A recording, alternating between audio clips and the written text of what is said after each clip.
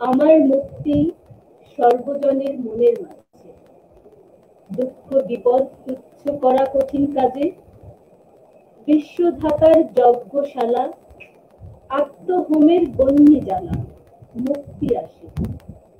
আমার মুক্তি আলোয় আলোয় এই আকাশে। সুপ্রিয় সুধীবৃন্দ, সুস্থ সংস্কৃতির চর্চায় মানুষকে জাগিয়ে তুলে সকল জীর্ণতা দূর করে অসাম্প্রদায়িক মননশীল আলোকিত সমাজ বিনির্মাণের লক্ষ্যে পথ চলা শুরু করলো অনলাইন ভিত্তিক সাহিত্য ও সাংস্কৃতিক সংগঠন মেঘদূত। অনুষ্ঠানের শুরুতেই বিনম্র শ্রদ্ধায় স্মরণ করছি হাজার বছরের শ্রেষ্ঠ বাঙালি, জাতির পিতা বঙ্গবন্ধু শেখ মুজিবুর রহমানকে। তার সুযোগ্য নেতৃত্বে আমরা অর্জন করেছি স্বাধীনতা। বিশ্বের বুকে স্বাধীন সার্বভৌম বাংলাদেশ হিসেবে আমরা মাথা উঁচু করে দাঁড়িয়েছি। আমরা স্মরণ করছি এদেশের শ্রেষ্ঠ সন্তান বীর মুক্তিযোদ্ধাদের। আমরা স্মরণ করছি মুক্তিযুদ্ধে যারা আত্মত্যাগ করেছেন সেই সকল আত্মত্যাগকারী মানুষদের, যাদের আত্মত্যাগের বিনিময়ে বাঙালি জাতি অর্জন করেছে তাদের শ্রেষ্ঠ সম্পদ স্বাধীনতা। যে সুখী সমৃদ্ধিশালী সোনার বাংলা গড়ার স্বপ্ন দেখেছিলেন জাতির পিতা বঙ্গবন্ধু শেখ মুজিবুর রহমান, সেই অসাম্প্রদায়িক চেতনায় উজ্জীবিত, সংস্কৃতির আলোয় আলোকিত তারুণ্যময় মানুষের হাত ধরেই গড়ে উঠবে সুখী সমৃদ্ধিশালী বাংলাদেশ। সম্মানিত সুধী মণ্ডলী, অত্যন্ত আনন্দের সাথে আপনাদেরকে আমন্ত্রণ জানাচ্ছি ফেসবুক ভিত্তিক সাহিত্য ও সাংস্কৃতিক সংগঠন মেঘদূতের উদ্বোধন অনুষ্ঠানে। গান, কবিতা, শুভেচ্ছা বার্তা আর স্বর্গরাজ্য থেকে এই মর্তে মেঘদূতের আগমন, এই কাহিনী জানিয়ে যাত্রা শুরু করবে মেঘদূত। এই মনোজ্ঞ আয়োজনে আমাদের সাথে, আমাদের মেঘদূতের নিজস্ব শিল্পীদের সাথে যুক্ত হবেন বাংলাদেশের দুজন জনপ্রিয় এবং গুণী শিল্পী। আমাদের সাথে যুক্ত হবেন জনপ্রিয় নজরুল সঙ্গীত শিল্পী ফাতেমাতুজ জোহরা এবং বিশিষ্ট সেতার শিল্পী প্রফেসর রিনাত ফৌজিয়া। সংস্কৃতির চর্চায় আলোকিত সমাজ বিনির্মাণ আমাদের লক্ষ্য। সেই লক্ষ্যে নিরলস কাজ করে যাবে মেঘদূত।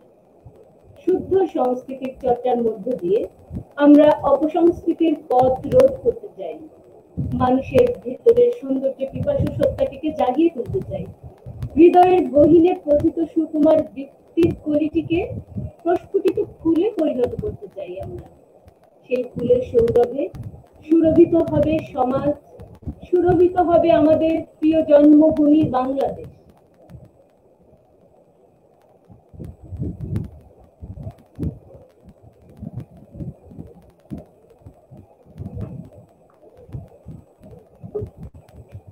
সংস্কৃতির চর্চার আলোকিত সমাজ বিনির্মাণ আমাদের লক্ষ্য, এবং এই লক্ষ্যে মেঘদূতের যে যাত্রা শুরু হয়েছে, আপনাদের সকলকে সেখানে আমন্ত্রণ জানাচ্ছি। মেঘদূতের ভেলায় চড়ে আপনারা সংস্কৃতির আলোয় আলোকিত হবেন, আলোকিত সমাজ বিনির্মাণে ভূমিকা রাখবেন, সেই প্রত্যাশায় আপনাদেরকে আমন্ত্রণ জানাবো মেঘদূতে যোগদান করার জন্য, আমাদের সাথে থাকার জন্য। এবং এই মেঘদূতের পরিচালনা পর্ষদে যারা আছে, সেই পরিচালনা পর্ষদের বন্ধুদের প্রথমে একটু পরিচয় করিয়ে দিই আপনাদের সাথে।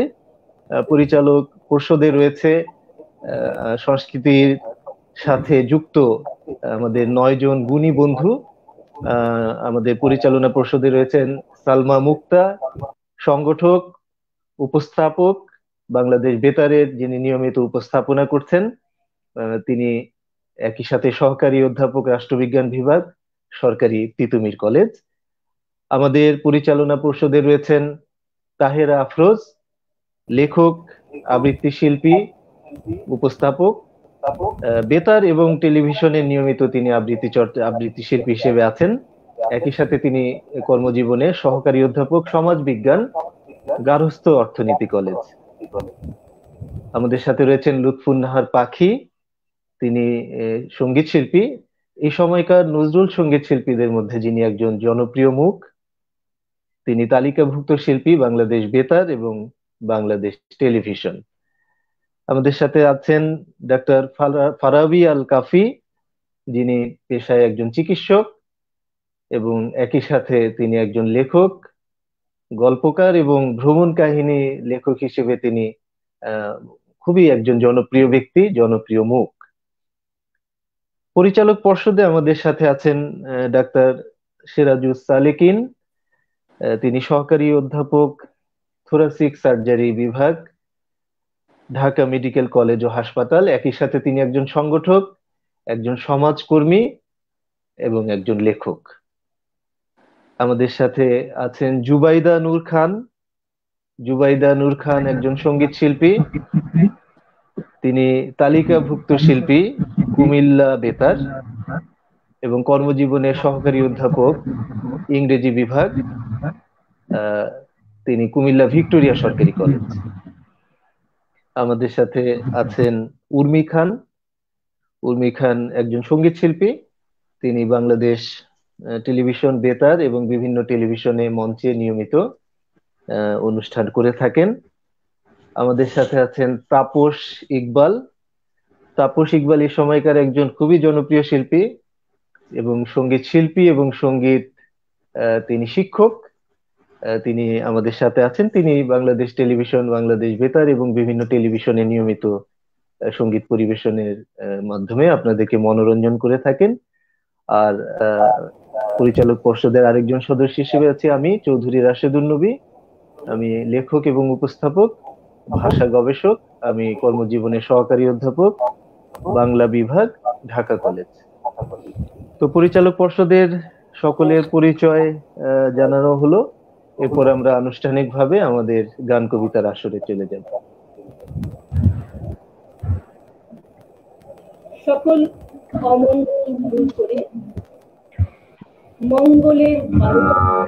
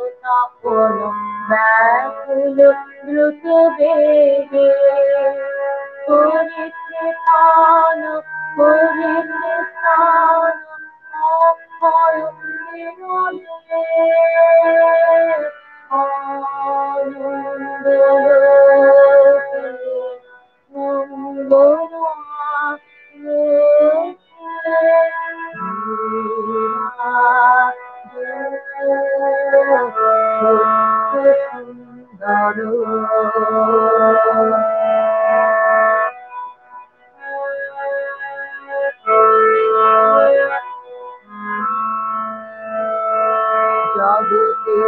তবকে মহোৎসব বন্দন করে বিশ্ব, জগতে তবকে মহোৎসব বন্দন করে বিশ্ব। শ্রী সম্পদ ভূমাস্পদ নির্ভয় নবনে আনন্দ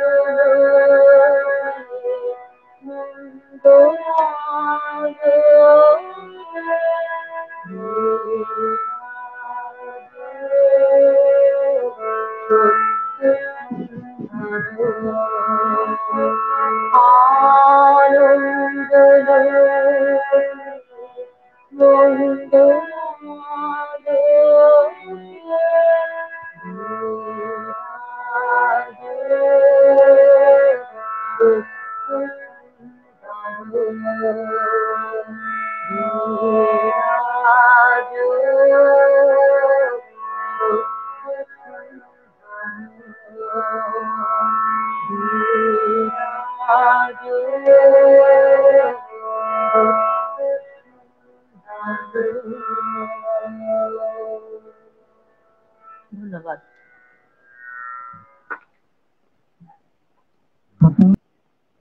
সকল অকল্যাণ অমঙ্গল দূর হয়ে মঙ্গল আলোকে উদ্ভাসিত হোক আমাদের সমাজ, মঙ্গল আলোকে উদ্ভাসিত হোক সমগ্র পৃথিবী, এই প্রত্যাশায় মঙ্গলের গান গেয়ে আমাদের অনুষ্ঠান শুরু করলাম। এর মধ্যে আমরা অত্যন্ত আনন্দের সাথে আমন্ত্রণ জানাচ্ছি আমাদের প্রিয় শিল্পী, বাংলাদেশের নজরুল সঙ্গীতের যিনি জনপ্রিয় শিল্পী, 6 দশক ধরে যিনি আমাদের সঙ্গীতের জগতে একজন উজ্জ্বল তারকা হিসেবে উপস্থিত আছেন, আমাদের সকলের অত্যন্ত শ্রদ্ধেয় আমাদের প্রিয় শিল্পী ফাতেমাতুজ জোহরা, আপনাকে অত্যন্ত আনন্দের সাথে আমাদের আজকের এই আয়োজনে স্বাগত জানাচ্ছি।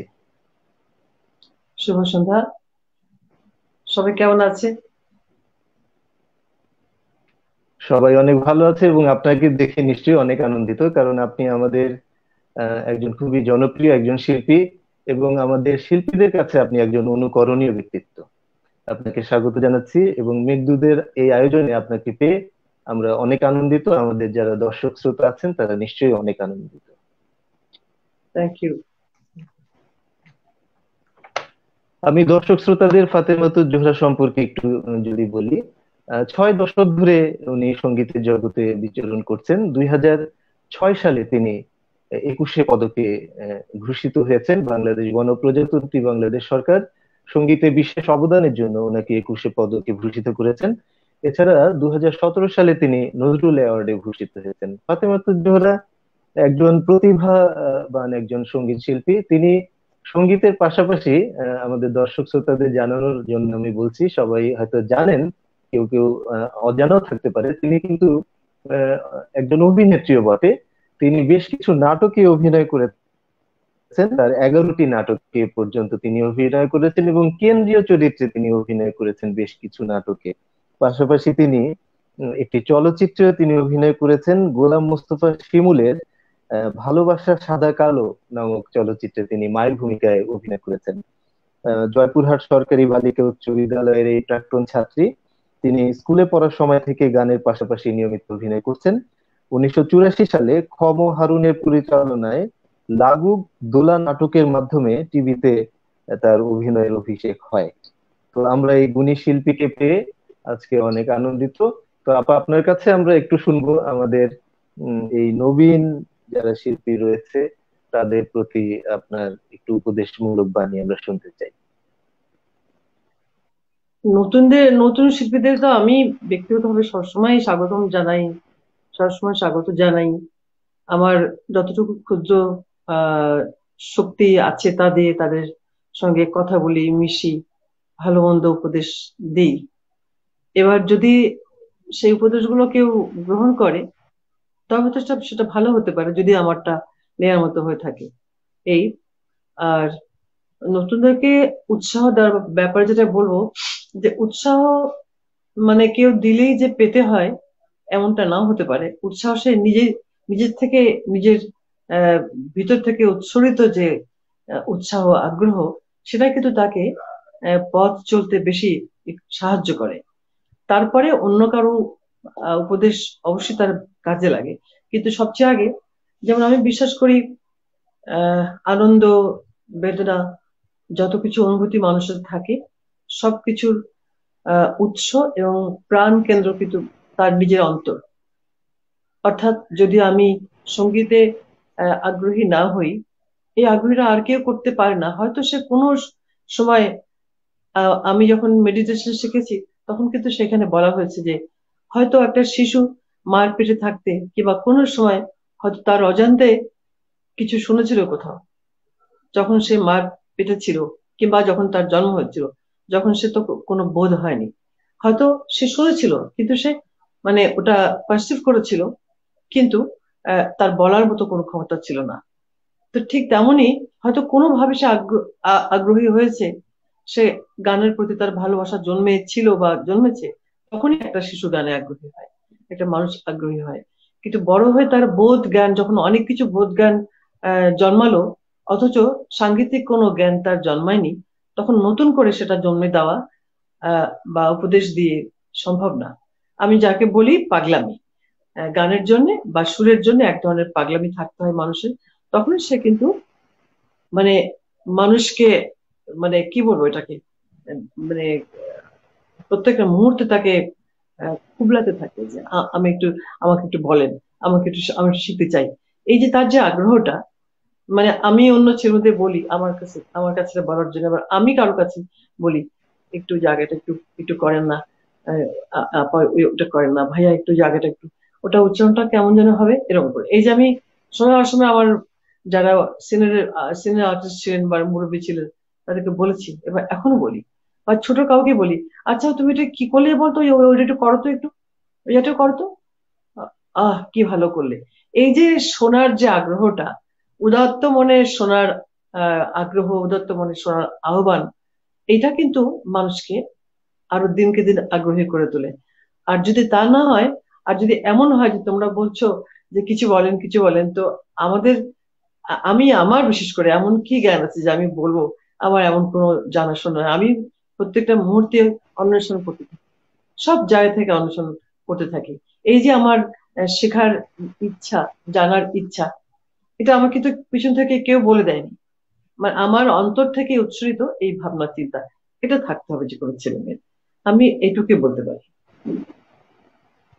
আসলে এটাই, আসলে আপনি যেটি বলেছেন যে একান্ত একটা আন্তরিক অনুভূতি এবং শেখার যে একটি চেষ্টা, এবং আমরা যেটা দেখি এখনকার শিল্পীদের মধ্যে, মানে খুব অল্প সময় তাদের মধ্যে সাধনা বা চেষ্টা এই বিষয়টি খুব কম থাকে, যেটি আপনারা করেছেন, যে একেবারে না, ছোটবেলা থেকে ধীরে ধীরে শিখেছেন এখন ছেলেদের এবং মধ্যে আছে, মানে আমি এখনো দেখেছি, শিখছেন।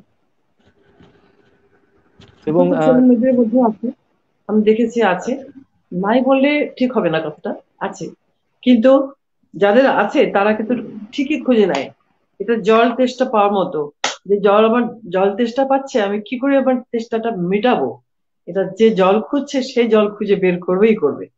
আর যে জল খুঁজছে না, তাকে তুমি জল দিলে সেই জলটাকে বলবে আমার ভাল লাগছে না, এখন জল খেতে খাবো না, আর পানি খেতে ইচ্ছা করছে না এখন। অর্থাৎ তুমি জোর করে পিপাসার করতে পারো না, তৈরি করতে পারো না। তার যার পিপাসা থাকবে সে মানে তার খাওয়া বা তার আহ, পানীয় খুঁজে নেবে। এটাই আমি বিশ্বাস করি। একদম আমার তাই, জীবনে একদম মনে। বুঝতে পেরেছি, হ্যাঁ।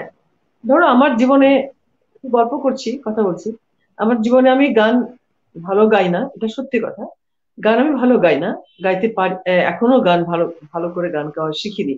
শুধু সময়টাই চলে গেল, 50-60 বছর চলে গেল, সঙ্গীতের যে পালক আমার উপর দিয়ে শুধু বুলিয়ে বুলিয়ে সঙ্গীতের সেই মানে সময়টা চলে গেল, আর আমি কিন্তু সেই শূন্য, সেই ফাঁকায় থেকে গেলাম, আমার কিন্তু কিছু নাই, আমার হয়নি কিছু আসলে। আমি এটা মানে বিশ্বাস করি মনে মনে। কিন্তু আহ যদি এটা অন্য একটা মানুষের মধ্যে দেখি, তখন তার দিকে আমার অনেকক্ষণ হাতে থাকতে ইচ্ছা করে, যে এত আগ্রহ তোমার, বাহ, কি ভালো লাগছে দেখে আমার, আমি তাকে দেখে আমি উৎসাহিত হই, বাহ, কি ভালো, সে তো জানতে চাচ্ছে, সে শিখতে চাচ্ছে, যার জন্য ধরো আমার আমার জীবনে, আমার সংসার জীবনে আহ সঙ্গীতের সঙ্গে লুকানোর কিছু নাই। আমি খোলাখুলি যেটা বলতে পারি, বলতে চাই, তা হলো যে আমার সংসার, আমার স্বামী, আমার সন্তান, আমার 3টা ছেলে মেয়ে, ছোট্টবেলা থেকে যখন ওরা অনেক ছোট, যখন ওরা পেটে ছিল, এখানে টেলিভিশনে, রেডিও, যারা তখন চাকরি করতেন, কাজ করতেন, বা শিল্পীরা, আমার শিল্পী বন্ধুরা, প্রত্যেকটা মানুষ দেখেছে যে আমার বাচ্চা পেটে আমি গান করতে গেছি, আমি রেকর্ডিং করতে গেছি, আমি প্রোগ্রাম করতে গেছি। তো এর জন্য কোনো রকম মাথার মধ্যে কোনো রকম কমপ্লেক্স বা কোনো কিছু আমার আসেনি। এই যে ওরা কষ্ট পাচ্ছে বা জন্মের পর কষ্ট পাচ্ছে, ওদেরকে সঙ্গে নিয়ে কখনো ঘরে একা রেখে এই যে আমি দেশ বিদেশ ঘুরে বেড়াচ্ছি, কাজ করছি, হ্যাঁ, এইটা হতো না যদি তারাও আমার সঙ্গে ঠিক আমার মতোই মানে কোঅপারেটিভ না হতো। আমি করতে পারতাম না সময়টুকু। তাই আমি বিশ্বাস করি যে উম, এটার জন্য প্রত্যেকেরই কিন্তু একটা সহনশীলতার দরকার সংসারে, সহনশীলতা দরকার। স্বামী বলো, সন্তান বলো, প্রত্যেকেরই সহনশীলতা দরকার। তো সবকিছু মিলে একটা মানুষের কিন্তু এই পথ পাড়ি দেওয়ার সুযোগ সুযোগ হয় আর কি। তা আমি বিশ্বাস করি যে হয়তো আমার সেই পথটা পাড়ি দেওয়ার সুযোগটা হয়েছিল এদের সবার কারণে, যারা আমার বাসায় থাকে, আমাকে কাজে হেল্প করে, তাদের প্রত্যেকের একই অবস্থা। আমাকে কোনোদিনও তারা কোনো ডিস্টার্ব করেনি, বা আমার জন্য যে কোনো কিছু আটকে থাকবে সেটা হয়নি। আমার সামাজিকতা বলো, আমার বাবা মার সঙ্গে, বা আমার পরিবারের মানুষদের অনুষ্ঠান, অনেক সময় অনেক অনুষ্ঠানে যেতে পারিনি, তো তারা সেটা মাইন্ডও করেনি। তো এইভাবে করে কিন্তু এই 50-60 বছর চলে গেল। সুতরাং যদি আমি এখন দোহাই দেই যে না আমি পড়তে পারছি না সংসারের জন্য, কিংবা আমি গান করতে পারছি না সংসারের জন্য, থেকে এই কথার থেকে বড় সত্যি কথা যে আমার ভিতরে ওই পিপাসাটা জেগেছে কি সুরের বা পড়াশোনা, তখন ওই পিপাসাটা মেটানোর জন্য আমি আমি তার I be in search of মানে ওইটা যা চাচ্ছি, এটাই আমি বিশ্বাস করি। আসলেই তাই। এবং আমাদের আজকের এই যে মেঘদূত, আমাদের যে এই সংগঠন যেটি যাত্রা শুরু করলো, ফেসবুক ভিত্তিক অনলাইন একটি সাহিত্য এবং সাংস্কৃতিক সংগঠন, আমরা কিন্তু শুদ্ধ সংস্কৃতির চর্চা মানুষের মধ্যে ছড়িয়ে দিতে চাই। এরকম একটি প্রত্যাশা নিয়েই আমাদের একটি চর্চা, মানে আমাদের এই বলেছেন। আয়োজন। হ্যাঁ, আপনার সাথে আমার ফোনে যখন কথা হয়েছে, এবং আমি আসলে মুগ্ধ হয়েছি যে আপনি এত বড় শিল্পী। এবং আমরা আসলে দেখি যে বড়দের মধ্যে যে বিনয়, আপনাকে মানে যে এই যে আমরা বলি যে একজন জীবন্ত কিংবদন্তি, আপনি বললেন যে না, কিংবদন্তি বলার দরকার নেই, আমি জনপ্রিয় শিল্পী, আমি সঙ্গীত শিল্পী, এইভাবে পরিচয় দিলে হবে। এই যে একটা বিনয়, এটি কিন্তু একজন গুণী শিল্পীর, বড় শিল্পীর একটি আমি মনে করি যে একটি বৈশিষ্ট্য। এবং আমাদের এই যে শুদ্ধ সংস্কৃতির চর্চা, আমরা মাত্র একটি প্ল্যাটফর্ম দাঁড় করাচ্ছি। আমাদের এখানে অনেক পেশাজীবী আছেন, আমরা এখানে বেশ কয়েকজন আছি যারা সরকারি কলেজের আমরা শিক্ষক, এবং আমাদের সাথে কয়েকজন চিকিৎসক আছেন, আমাদের সাথে কয়েকজন তরুণ গায়ক বা শিল্পী আছেন। আমাদের কিন্তু উদ্দেশ্য যেটি, যে অপসংস্কৃতির বিরুদ্ধে আমরা শুদ্ধ সংস্কৃতির চর্চার মাধ্যমেই অপসংস্কৃতির পথ রোধ করতে চাই। এবং আপনাকে আজকে আমরা পেলাম যে আপনি এত ব্যস্ত একজন মানুষ, তারপরে আপনি আমাদেরকে সময় দিলেন, আমাদেরকে উৎসাহিত করলেন। এই বিষয়গুলো কিন্তু আমরা আমাদের অগ্রজদের কাছ থেকে প্রত্যাশা করি, যেটি আপনি আজকে আমাকে দিলেন। এই জন্য আপনাকে অনেক ধন্যবাদ। যদি আপনার সময় হয় তাহলে নিশ্চয়ই আপনার গান আমরা শুনতে চাইবো। আমাদের দর্শকরা অনেক কমেন্ট করছে যে আমরা আমাদের প্রিয় শিল্পী ফাতেমাতুর জোহরার কণ্ঠে আমরা গান শুনতে চাই। আমরা আপনার কাছ থেকে অন্তত একটি হলেও আমরা গান শুনতে চাইবো, আপনি যদি আমাদের সময় দেন। তো তার আগে আমরা আপনাকে একটি গান শোনাতে চাই, আমাদের এই প্রজন্মের একজন তরুণ শিল্পী, আমাদের এই মেঘদূতের একজন সদস্য, উর্মি খান। উর্মি খানকে আহ্বান করব। যে বাংলাদেশকে আমরা ভালোবাসি, আসলে জন্মভূমি প্রত্যেকটি মানুষের কাছে অত্যন্ত প্রিয়। তো সেই জন্মভূমি, আমাদের এই প্রিয় স্বদেশ বাংলাদেশকে শ্রদ্ধা জানিয়ে, সম্মান জানিয়ে উর্মির কাছ থেকে আমরা একটি দেশাত্মবোধক সঙ্গীত শুনবো। তারপরে আবার আমি আপনার কাছে আসবো। বাহ, খুব ভালো। আমরা পর্দায় আহ্বান করছি উর্মি খানকে। আসসালামু আলাইকুম, সবাইকে শুভেচ্ছা। ম্যাম, আসসালামু আলাইকুম, দোয়া রাখবেন। তো আমি আজকে একটি দেশাত্মবোধক গান করছি, আশা করছি আপনাদের ভালো লাগবে। জন্ম আমার ধন্য হলো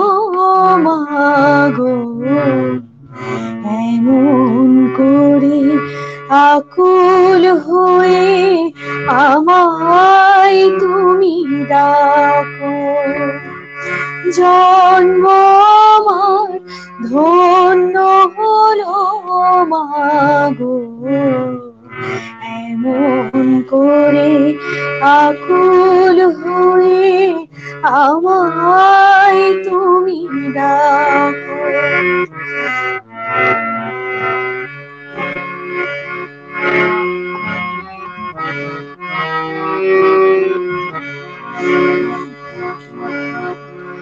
তোমার কথায় হাসতে পারি, তোমার কথায় কাঁদতে পারি, তোমার কথায় হাসতে পারি, তোমার কথায় কাঁদতে পারি, মরতে পারি তোমার বুকে, মরতে পারি তোমার বুকে, বুকে যদি রাখো আমায়, বুকে যদি রাখো মাগো এমন করে আকুল হয়ে আমায় তুমি ডাকো।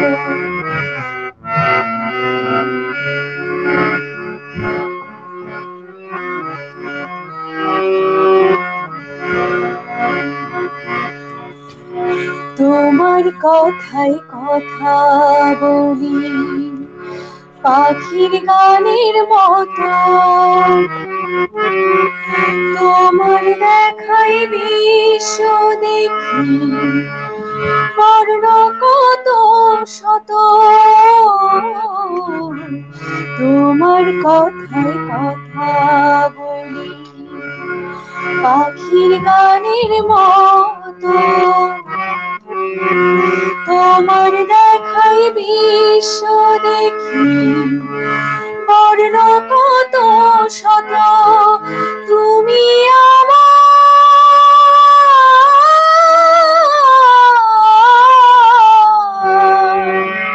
তুমি আমার খেলার পুতুল, তুমি আমার খেলার পুতুল, আমার পাশে থাকো মাগো, আমার পাশে থাকো মাগো এমন করে আকুল হয়ে আমায় তুমি ডাকো।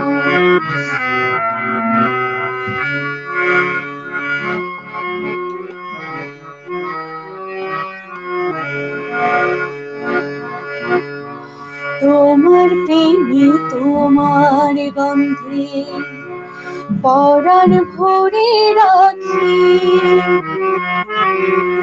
এই তো আমার জীবন মরণ এমনি যেন থাকি, তোমার প্রেমে তোমার গন্ধে পরাণ ভরে রাখি, এই তো আমার জীবন মরণ এমনি যেন থাকি, বুকে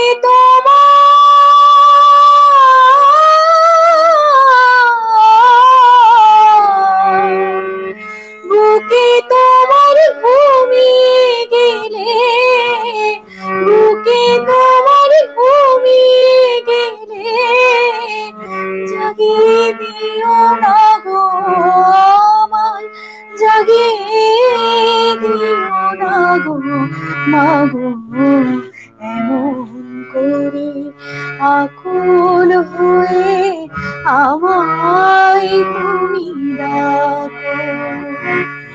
জন্ম আমার ধন্য হলো মাগো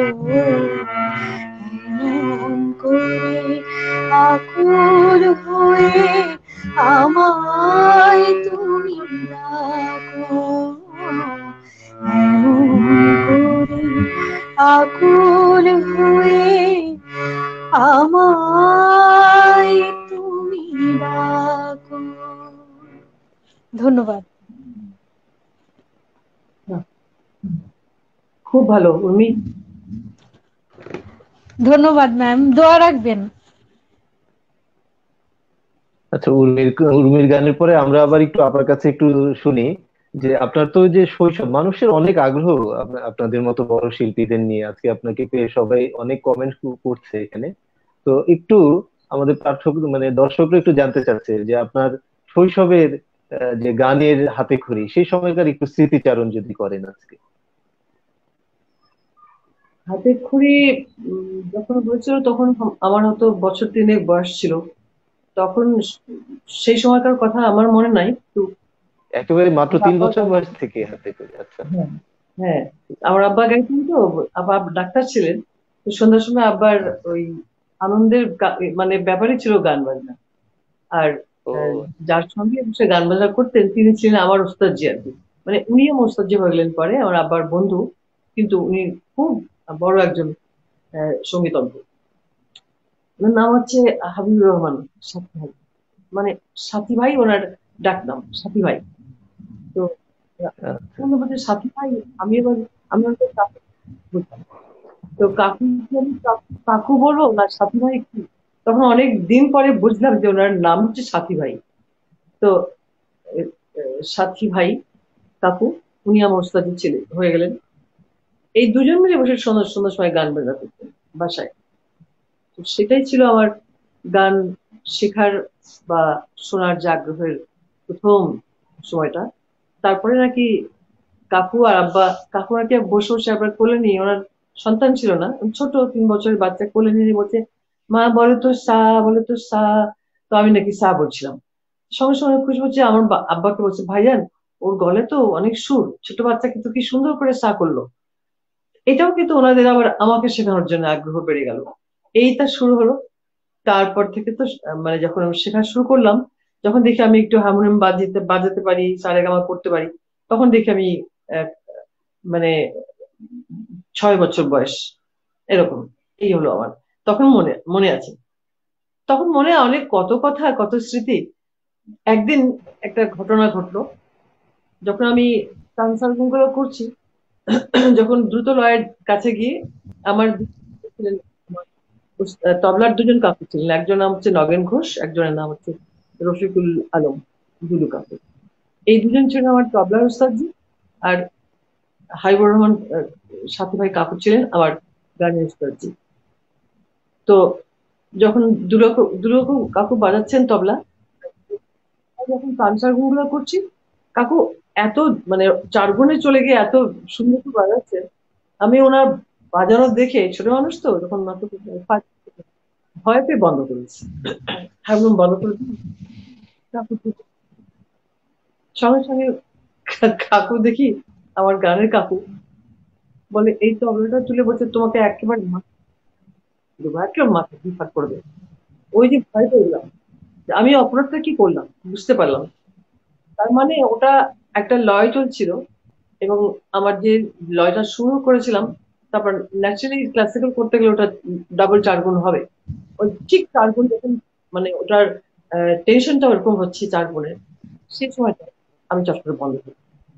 এখন বড় হয়ে বুঝি যে ওই অবস্থায় একটা শিক্ষার্থী বা একটা মানুষ দাম করে বন্ধ করে দেওয়া মানে মৃত্যুর সামিল। যে আমি কত বড় একটা অপরাধ করেছিলাম। এটা আমার জীবনের শাসন, এবং মানে গানের জন্য এরকম শাসন হয় আমি জানতাম না। তারপরে তো অনেক স্মৃতি আমার আছে, তাই না? আসলেই তাই, আসলেই তাই, মানে কত যে স্মৃতি। আর আপনি তো হুম, বৈচিত্র্য, মানে আপনার ক্যারিয়ার কিন্তু অনেক বর্ণাঢ্য।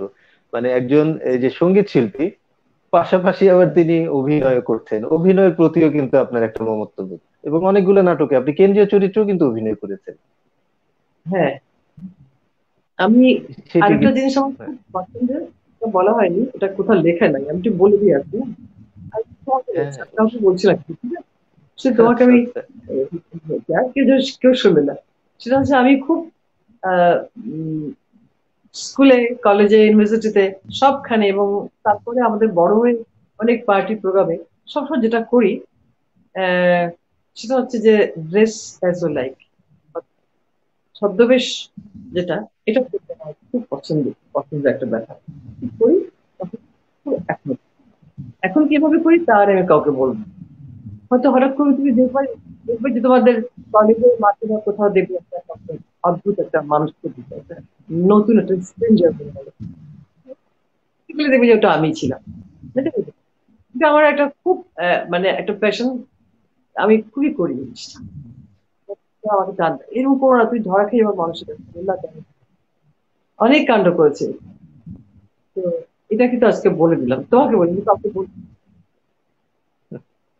না, অনেক ভালো লাগলো শুনে। এখন দর্শকরা তো আপনার কাছ থেকে, মানে দর্শক শ্রোতা যারা আছে তারা গান শোনার জন্য অনেক কমেন্ট করে যাচ্ছে। তো আমরা কি একটু শুনবো আপনার কাছ থেকে রিনাত এখন? রিনাত কোথায়? সবার সঙ্গে তো পরিচয় হয়নি আমার এখানে, আহ হ্যাঁ, আছেন, একটু আমাদের পরিচয় করেন। পরিচালক পর্ষদের যারা আছে, আপনি একটু একটু করে, যেমন উর্মি খান আছে, তার গান শুনলেন, তাহলে আপনাকে একটা কবিতা এখন শুনাই।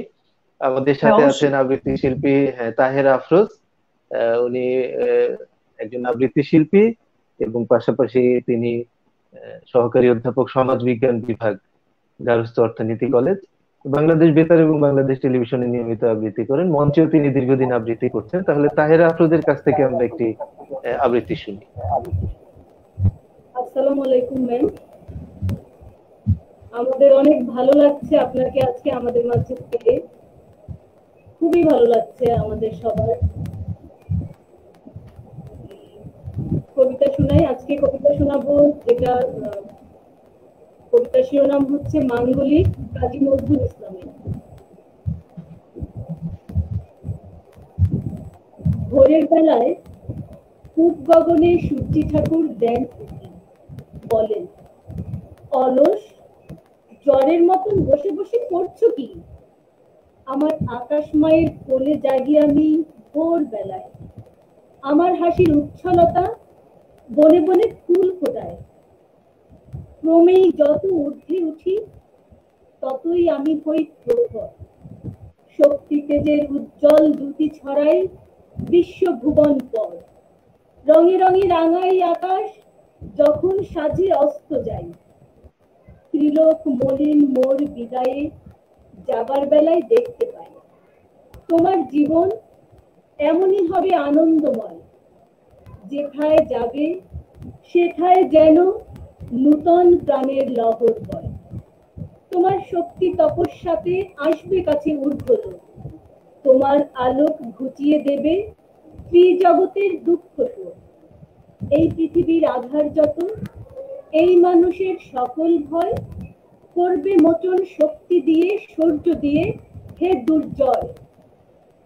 দেশের জাতির লজ্জা গ্লানি, কলঙ্ক ও অসম্মান তোমার তেজে দগ্ধ হবে, জাগবে বুকে নূতন প্রাণ।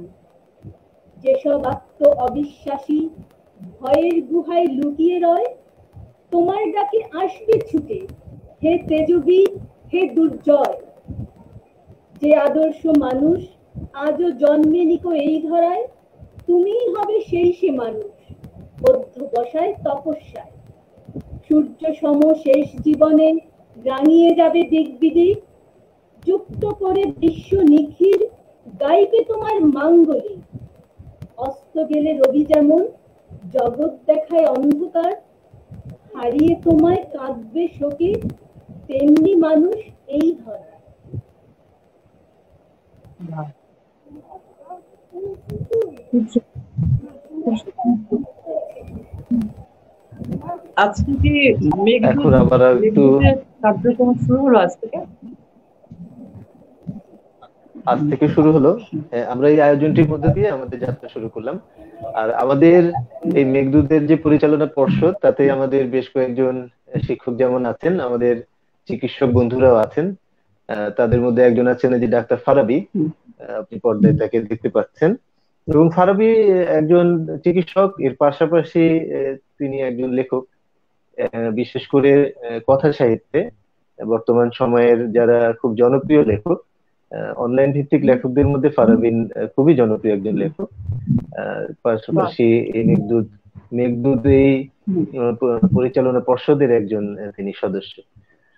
আমরা আমাদের মাঝে প্রফেসর রিনাত ফৌজিয়া আপাকে আমরা পেয়েছি। আপাকে আমরা অত্যন্ত আনন্দের সাথে আমরা স্বাগত জানাচ্ছি আমাদের আজকের আয়োজনে।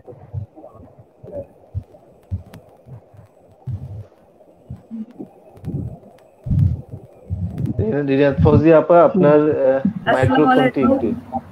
হ্যাঁ, সবাইকে শুভেচ্ছা এবং শ্রদ্ধা। আপনাকে অনেক শুভেচ্ছা, স্বাগত। আপনাকে আমাদের এই আয়োজনে পেয়ে আমরা অত্যন্ত আনন্দিত, এবং আমাদেরকে আপনি সময় দিয়েছেন সেই জন্য আমরা আপনাকে কৃতজ্ঞতা প্রকাশ করছি। এই আয়োজনে আপনাকে আনন্দের সাথে স্বাগত জানাচ্ছি।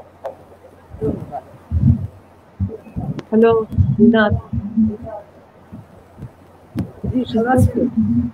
জি, ভালো আছেন। আপনি কি চিনতে পেরেছেন আমাকে? হ্যাঁ আমার মাকে চিনেন? সবাইকে আমার মাকে চিনবেন আপনারা ভালো করে।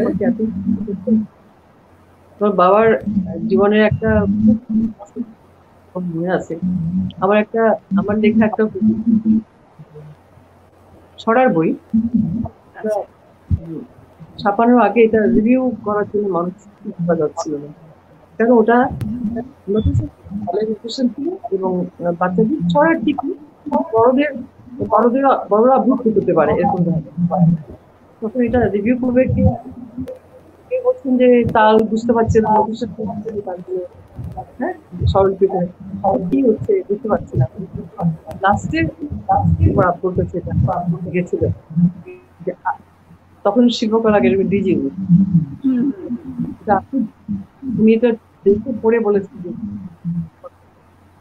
এই যে কথাটা আমার কি মানে এত ইন্সপায়ার করেছিল কথাটা, আসল মানুষের কাছে গেছে এটা, কারণ এটা মিউজিক্যাল একটা ব্যাপার আছে এর মধ্যে, সেটা উনি বুঝতে পারেন। এটা মানে আমার কাছে যে কত বড় একটা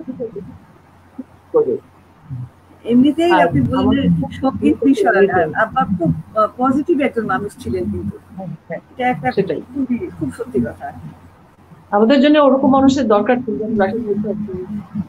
আমি কিছু বলি, হ্যাঁ, তো কেমন দেখো রাশেদ, সামনে বড় মানুষদেরকে আমাদের কত প্রয়োজন হয়েছিল, হয়তো কখন কাউকে পেয়েছি কাউকে পাইনি।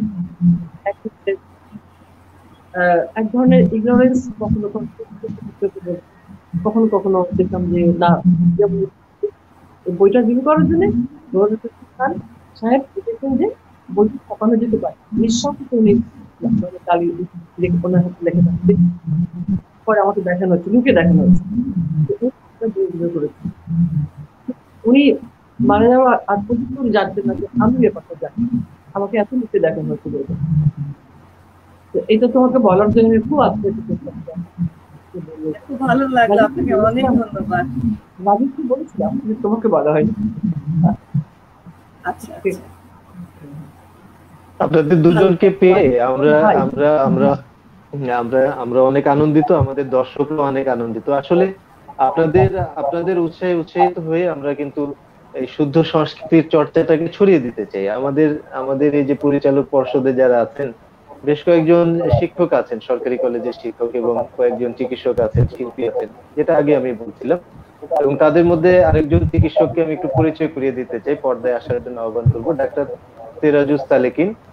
তিনি খুবই একজন ব্যস্ততম চিকিৎসক, ঢাকা মেডিকেল কলেজের সহকারী অধ্যাপক, থোরাসিক সার্জন বিভাগে। তো তাকে একটু পর্দায় আহ্বান করছি। আর সে যদি উপস্থিত সালেকিন স্টুডিওতে নেই, তাহলে এই ফাঁকে আমি আমাদের এই যে দুজন গুণী এবং জনপ্রিয় শিল্পী আছেন, ওনাদের কাছে আমি একটি গান নিয়ে আসার জন্য লুৎফুন্নার পাখিকে আমি একটু আহ্বান করছি। আপনাদেরকে একটু আমি নজরুল সঙ্গীত শোনাবো, লুৎফুন্নার পাখি কণ্ঠে।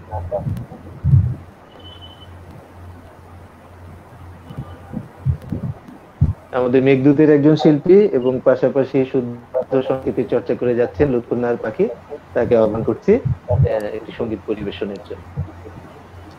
আসসালামু আলাইকুম। আপাকে, ফাতেমা আপাকে সালাম, ফৌজিয়া আপাকেও সালাম। ভালো আছেন আশা করি। আসলে আমরা কিন্তু অপেক্ষা করছিলাম ফাতেমা আপার গান শোনার জন্য, কিন্তু রাশেদ আমাকে ফাতেমা আপার গান তো আমরা শুনবোই, অনেকগুলো কমেন্টস এসেছে কিন্তু অলরেডি আপার গান শোনার জন্য। আপা এতক্ষণ সুন্দর করে কথাও বলছিলেন, সেগুলো মন্ত্রমুগ্ধের মতো শুনছিলাম, খুব ভালো লাগছিল। অনেক ধন্যবাদ আপা আমাদের সাথে জয়েন করার জন্য।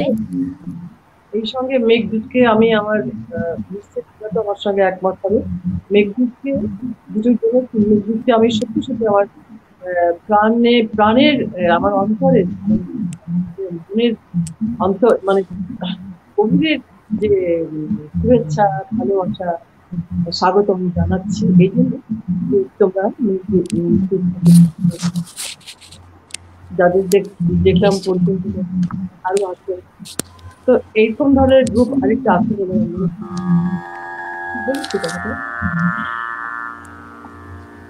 সুন্দর করে চালাবে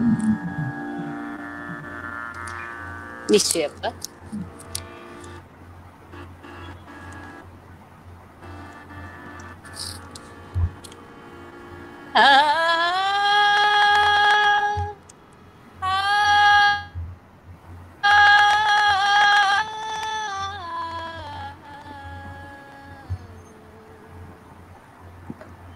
অঞ্জনে লহম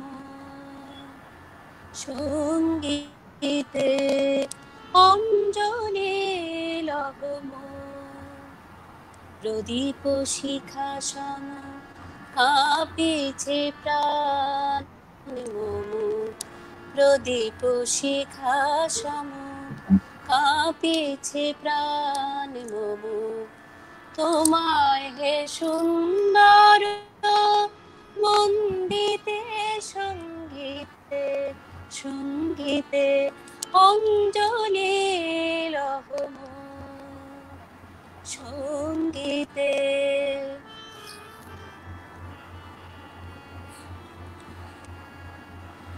তোমার দেবালয়ে কি সুখ থেকে জানি দোলে দোলে ওঠে আমার দেহ খানি আরতি নৃত্যের ভঙ্গিতে সঙ্গীতে সঙ্গীতে অঞ্জনে লহম সঙ্গীতে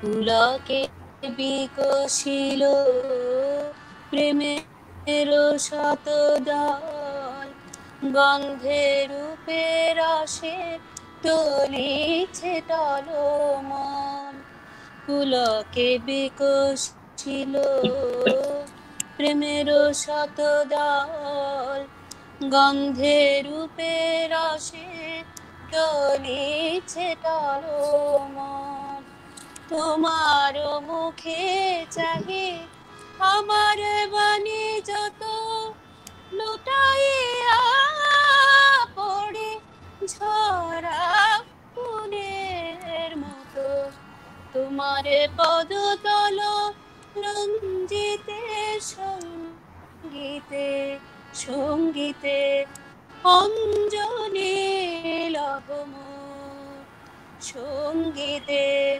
অঞ্জনে লহম সঙ্গীতে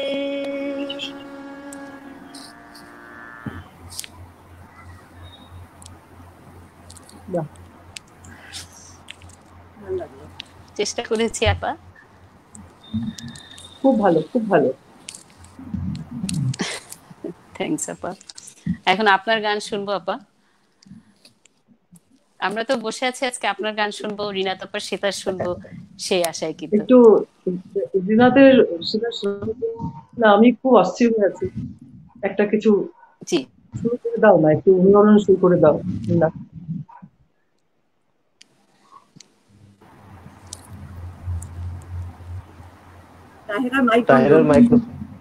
তাহেরার মাইক বন্ধ।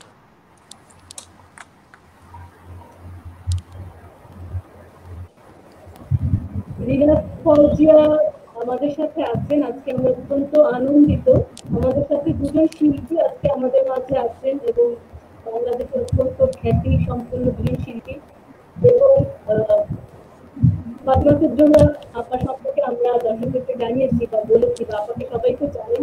রিনাত আপাকেও অনেকে জানেন, যন্ত্রসঙ্গীতের সাথে মানুষের পরিচয় একটু কম বা একটু ক্লাসিক যে গানগুলো আছে। তারপরও যে দর্শকদের উদ্দেশ্যে আমি আবার যে পরিস্থিতিটা আমি আবার দর্শকদের কাছে বলছি।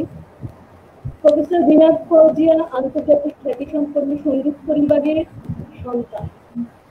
আপার যে পারিবারিক যে ঐতিহ্য, বিশ্ববিখ্যাত সঙ্গীতজ্ঞ সুর সম্রাট ওস্তাদ আয়েত আলী খাঁ তার পিতামহ, সঙ্গীত গবেষক, সাবেক শিল্পকলার সাবেক মহাপরিচালক মোবারক হোসেন খান তার বাবা। তার মা ফৌজিয়া খান দেশের প্রথম সারির একজন সঙ্গীত শিল্পী। তার খালা ফরিদা ইয়াসমিন, ইকবাল ইয়াসমিন, সাবিনা ইয়াসমিন আমাদের অত্যন্ত জনপ্রিয় সঙ্গীত শিল্পী আমাদের দেশে। প্রফেসর বিনাদ ফৌজিয়া 2010 সালে অনন্য শীর্ষ 10 পদক পেয়েছেন। আপা বাংলাদেশ সিভিল সার্ভিসের একজন কর্মকর্তা। সাম্প্রতিক সময়ে আপা একটি প্রার্থনা সঙ্গীত লিখতে শুরু করেছেন। আজকে আপার প্রার্থনা সঙ্গীতটি শুনবো আমরা এবং পাশাপাশি আপার সেটাও আমরা শুনবো।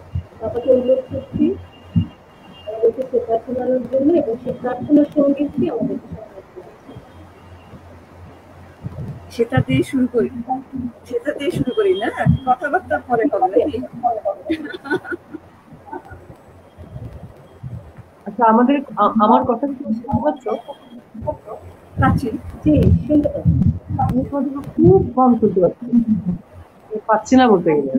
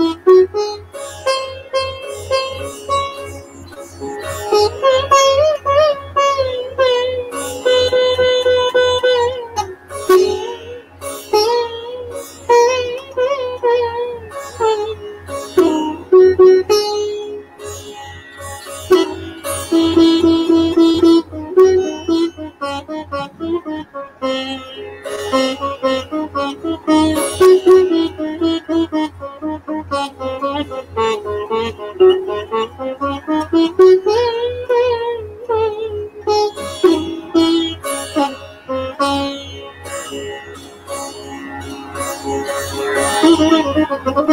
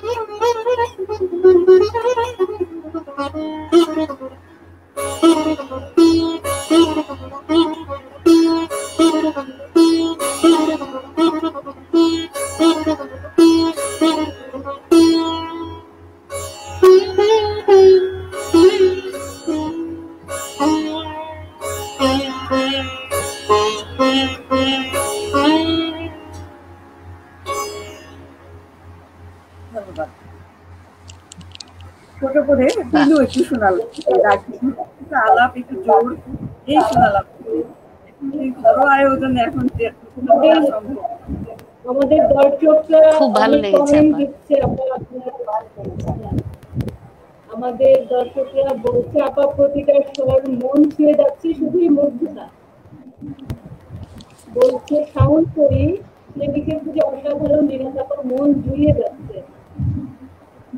এরপরে আফিফা লুনা তিনি বলেছেন যে মুগ্ধ হয়ে শুনছি নিরাপত্তা, আমাদের অনুষ্ঠান দেখছি, অনেকে রাস্তায় বসেও দেখছি, ভালো লাগছে, হয়তো ফিরছে বাসায় বা কোথাও আসছে রাস্তায় বসেও দেখছে। আমাদের যে অধ্যক্ষ মহোদয় ইকোনমিক্স কলেজে আপা আমাদের সাথে আছেন আজকে, মিনা মিনা আপা লিখেছেন রিনাত আমরা শুনছি, খুব ভালো লাগছে।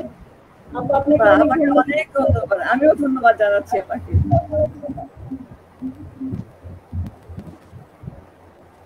সোহেলি আক্তার সাথী অসাধারণ, সবাই আছে আজকে, অনেক দর্শক আমাদের সাথে আছে, তারা অনেক কমেন্ট দিচ্ছে।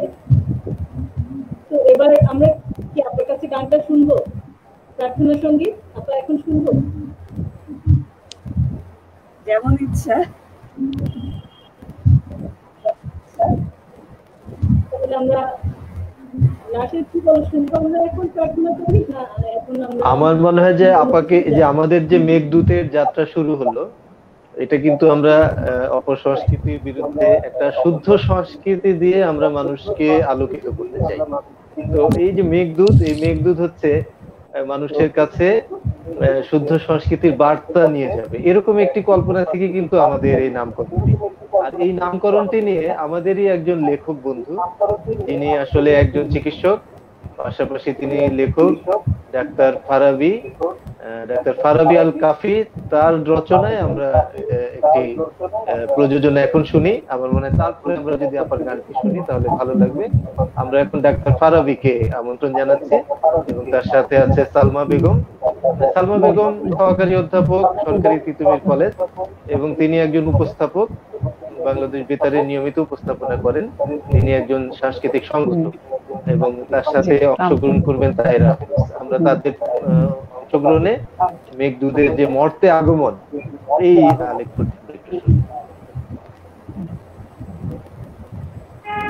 আলেখ্যটি রাজা দূর পানে তাকিয়ে আছে। এমন সময় দেখা গেল ভীষণ একখানা গরুকে তার কালো রঙের ঘোড়া ছুটিয়ে বেগে এদিকেই ছুটে আসছে। হচ্ছে পত্রবাহক নেই, তাহলে কোনো একটা খবর অন্তত পাওয়া যাবে। কি খবর নিয়ে এসেছো মেঘপিয়ন? হুজুর, আমাদের মেঘদূত পৃথিবীর বুকে নেমে এসেছেন। মেঘদূত তোমাকে কিছু বলেছেন? কেন সে পৃথিবীর পৃষ্ঠে অবতরণ করলেন? জাহাপনা, আপনি তো জানেন আমাদের মেঘদূত সব সময় সংস্কৃতি মনা ছিলেন। যখনই আকাশে ঝড় উঠত তিনি কিছুটা নিচে নেমে যেতেন, যেন পাহাড়ের মাঝে বাতাসের সুরেলা কণ্ঠ শুনতে পান। বৃষ্টির পর ওঠা রংধনুতে যে স্বরলিপিগুলি ফুটে উঠত সেগুলি পাঠোদ্ধারে তিনি খুব ব্যস্ত থাকতেন। আমি জানি, সবই জানি, তাতে সমস্যার তো কিছু নেই, কেউ তো তাকে বাধা দিচ্ছে না। আসলে আমাদের রাজ্যে সংস্কৃতি চর্চা খুব কম, তাই তিনি এবার মানুষের মাঝে মিশে গেছেন ব্যতিক্রম কিছু আবিষ্কারের ইচ্ছায়। পেয়েছেন বেশ কিছু সাহিত্য সঙ্গীতের আধারে ভরা চর্চা কেন্দ্র। সে তো আমিও জানি, ভালো কিছু সংগঠন পৃথিবীর বুকে আছে, তাতেও কোনো সমস্যা আমি দেখি না। মেঘদূত যাবে, মনের খোরাক মেটাবে, তারপর ফিরে আসবে। জাহাপনা, তিনি এবার পৃথিবীতে নেমে এমন কয়েকজনের সন্ধান পেয়েছেন যাদের শিল্প, সাহিত্য, সংস্কৃতির প্রতিটি শাখাতে রয়েছে বিশেষ দক্ষতা। তাই মেঘদূত এই মানুষগুলির সাথে গাঁটছড়া বাঁধার ইচ্ছে প্রকাশ করেছেন, আর তা শুনতে পেয়ে শিল্পের চর্চায় নিমগ্ন মানুষগুলো তাদের সম্মিলিত অনলাইন প্ল্যাটফর্মের নাম রেখেছে মেঘদূত। তাদের এই আজন্ম লালিত ইচ্ছে জানিয়েছেন মেঘদূতকে। কি সেই ইচ্ছে? মানুষগুলোর স্বপ্নটাই বা কি? শিল্প, সাহিত্য, সঙ্গীতকে তারা দেশের আনাচে কানাচে ছড়িয়ে দেবেন, সুপ্ত মেধা আর প্রতিভাকে সর্বোচ্চ পর্যায়ে প্রকাশিত ও প্রসারিত করার জন্য সযতনে লালন করবেন। আর এই সব কিছুতে মুগ্ধ হয়ে আমাদের মেঘদূত আজ থেকে স্থায়ীভাবে পৃথিবীর বুকে রয়ে যাবার সিদ্ধান্ত নিয়েছেন। কেন? আজ থেকে কেন? আজ কি কোনো বিশেষ দিন? জাহাপনা, আজ থেকে মেঘদূত আনুষ্ঠানিকভাবে আত্মপ্রকাশ করবে। এই উপলক্ষে একটি অনলাইন অনুষ্ঠানের আয়োজন শুরু হয়েছে, আমরা দেখতে পাচ্ছি। ঠিক আছে, আমাদের মেঘদূত পৃথিবীর কিছু মানুষের সাথে একত্রিত হয়েছে। তারাও তাদের সংগঠনকে মেঘদূত নাম দিয়ে শুধু তাকে না, বরং পুরো মেঘ দলকেই সম্মানিত করেছে। আপনারা যারা এখানে উপস্থিত আছেন, সবাই এই উপলক্ষে পৃথিবীর আকাশে উপস্থিত হয়ে তাদেরকে উৎসাহ দিন। ঢাকার আকাশ আজ সকাল থেকেই মেঘে থাকা। শরতের নীল আকাশে এতটা মেঘ থাকার কথা এই শহর কিংবা পুরো দেশের মানুষ জানে না।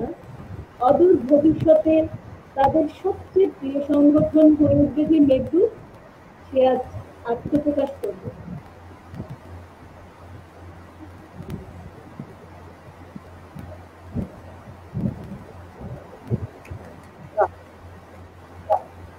মাইক রাখবে, মাইক নিয়ে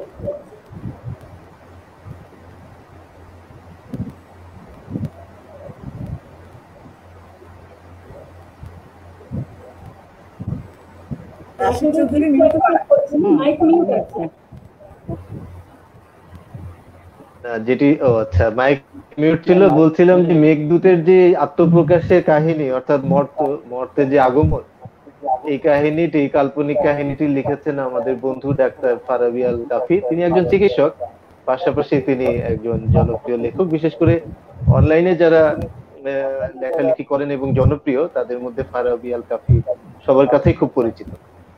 তো ফারাবী আল কাফি, তোমাকে ধন্যবাদ বন্ধু, এবং তোমার এই রচনাটি আমরা আপনাদেরকে শোনালাম, আমাদের অতিথিদের শোনালাম।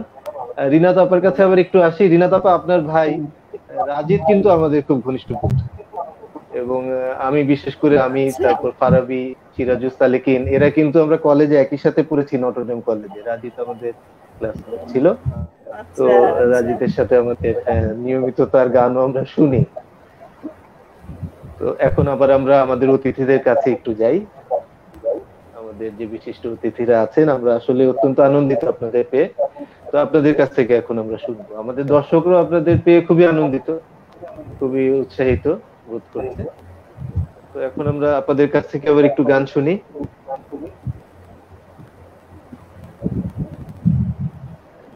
ফাতেমা আপা কি আমাদের আগে শোনাবেন নাকি রিনাত আপার কাছে যাবো? আপনাদের ইচ্ছা আর কি, দুজনের কাছে আমরা একটু শুনতে চাই। আমি তো আজকে কথা বলতে পারি আর কি, ও বাচ্চা শোনার জন্য বসে আছে, বাচ্চা শোনার জন্য বসে আছে।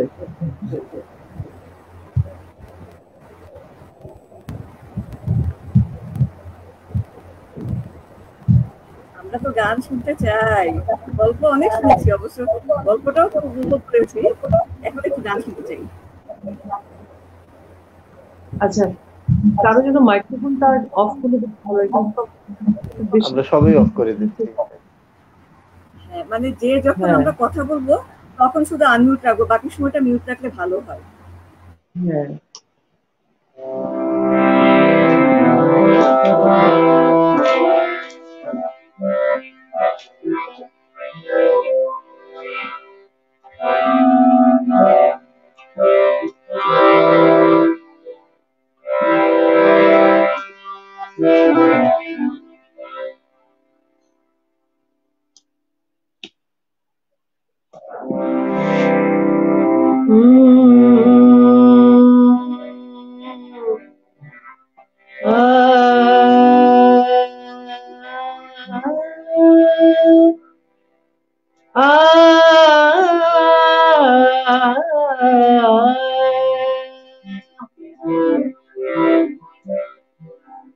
ফিরে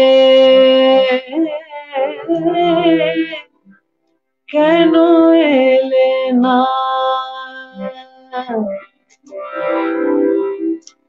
ফিরে কেন এলে না, ফিরে কেন এলে না, না না কেন এলে না, ফিরে কেন এলে না।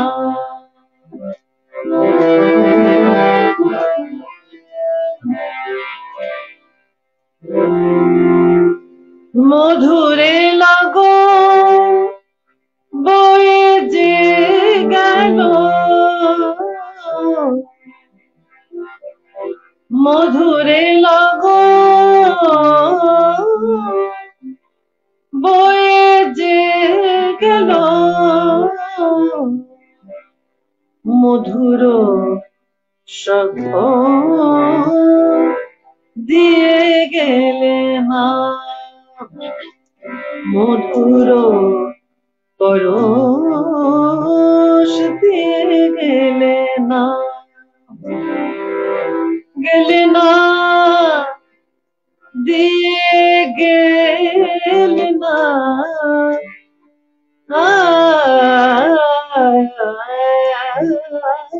দিয়ে গেলে না, মধুর পরশ দিয়ে গেলে না, ফিরে কেন এলে না, কেন এলে না, না ফিরে কেন এলে না।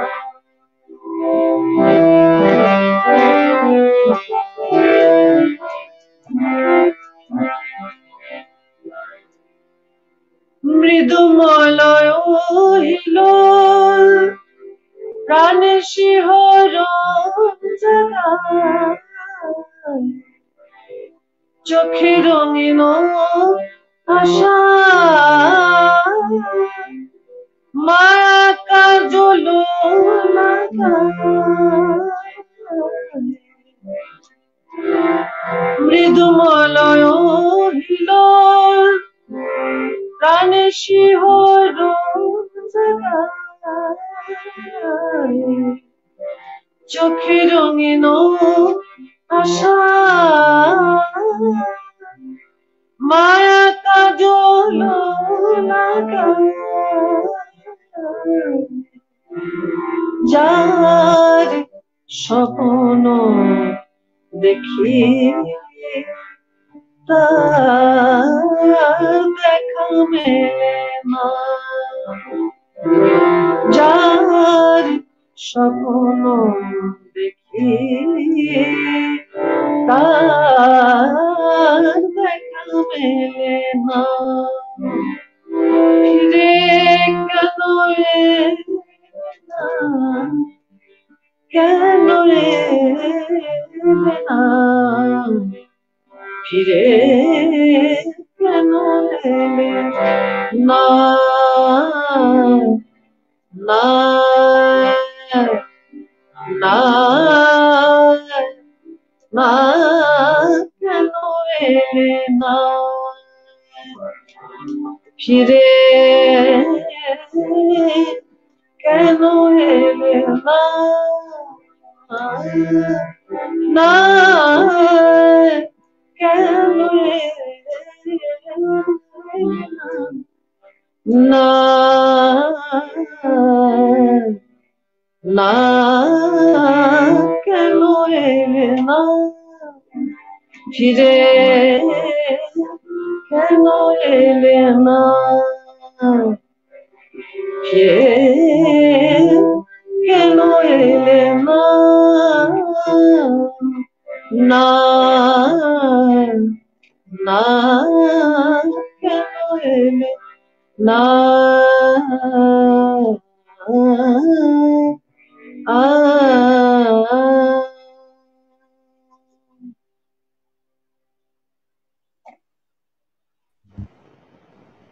আহা কি মধুর, গান মানে গাওয়া যেমন একেবারে ভালো যে হয়েছে, নির্বাচনও কিন্তু খুব ভালো হয়েছে, অদ্ভুত দুটোই খুব অদ্ভুত ভালো হয়েছে।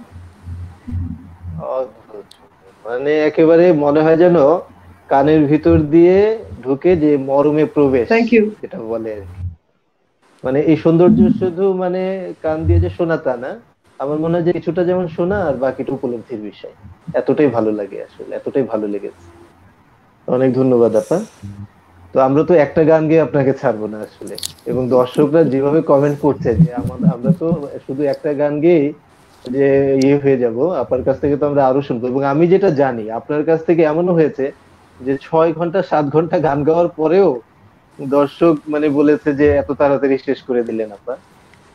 এদিকে যে 6-7 ঘন্টা চলে গেছে সেই মানে হিসেবটাও কিন্তু দর্শকদের নাই। আপনার জীবনে এমন ঘটনাও আছে, সেটা আমরা জানি।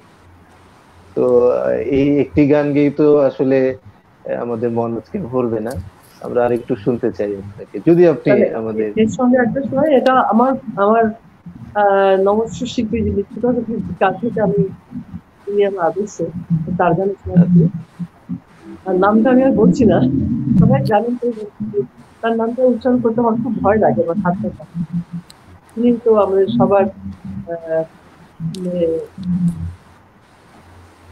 গজলের সম্রাজ্ঞী যাকে বলে, গজলের প্রবর্তন যার হয়েছে বেগম আক্তার প্রজাপতি, তার তিনি যে কত মানুষের মানে কত মানুষের আদর্শ যে তিনি, তা বুঝি শেষ নাই। তার গানে যে কি আছে সেটা যারা জানেন যে কি আছে। তো আপা আমি আপনার বলো, আপনার গায়কের মধ্যে কিন্তু বেগম আক্তারকে খুঁজে পাওয়া যায়। ওই যে আমি নকল করতাম, যে মন দিয়ে শুনতাম, নকল করতাম। আমরা যারা শুনি তারা কিন্তু খুঁজে পাই, যারা অনেক গান শুনি, বেগম আক্তারের গান অনেক শুনি, তারা কিন্তু আপা আপনার গায়কের মধ্যে এটা শুনতে পাই। এখনকার গানটার মধ্যেও কিন্তু আমরা বেগম আক্তারকে খুঁজে পেয়েছি কিছুটা হলেও। অনেক না না, ধন্যবাদ এটা আপা। সম্ভব, এটা সম্ভব না, এটা বলো না, এটা আমার জন্য বেয়াদবি। কিন্তু আমি তাকে আমি নকল করি, তাকে আমি নকল তো করতেই হবে, এবং তাকে আমি সবসময় তাকে আমি ফলো করি, তাকে শুনি। তিনি আমার অন্তরাত্মা শুনে থাকেন দিন রাত, এবং জীবনে কত হাজার বার তার গান আমার সঙ্গী হয়েছে, রাত্রের দিনে কত ঘন্টা আমি বুঝতে পারবো না সেটা। এবং আজ পর্যন্ত এতদিন ধরে মনে হয় আমি গানটা তো শোনা হয়নি, এটা তো শোনা হয়নি, এরকম শুনতে থাকি। মানে এটা মানে রিজার্ভ পান করতে করতে আমি শেষ করতে পারি না, এরকম। সেই জন্য তার একটা গান আমি শোনাচ্ছি এবারে।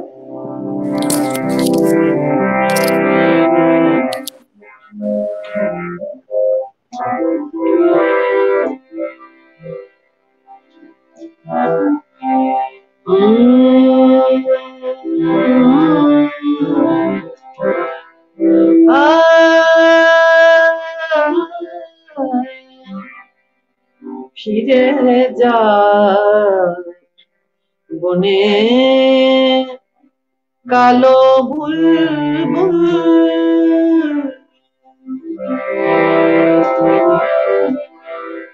ফিরে যা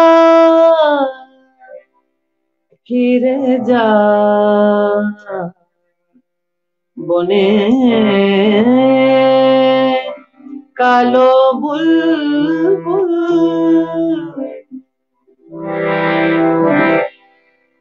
আমার বাগানে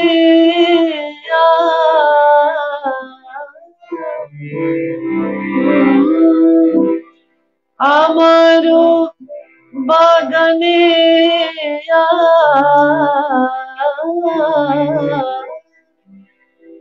নেই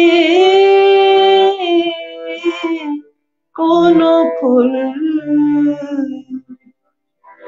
আমার বাগানে নেই কোন ফুল ফিরে যা ফিরে যা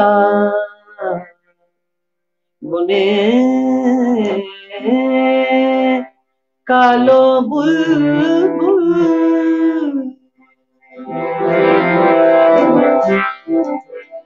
ফিরে যা ফিরে যা ফিরে যা ফিরে যা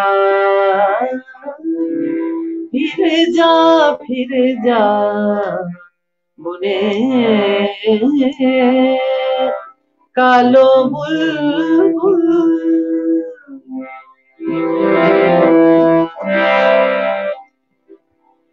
যে পাখি চায় না আমরে খুঁজে বাগিচায় যে পাখি চায় না আমরে খুঁজে বাগিচায় আমি তারে জোর করে আমি তারে জোর করে রাখি না চায় যে পাখি চায় না মোরে খুঁজে বাগিচায় আমি তারে জোর করে আমি তারে জোর করে রাখি না খাঁচায় পাই না যে তার মনে পাই না যে তার মনে কিনারা কি ফুল পাই না যে তার মনে কিনারা কি ফুল ফিরে যা ফিরে যা ফিরে যা ফিরে যা ফিরে যা বনে কালো বুলবুল ফিরে যা বনে কালো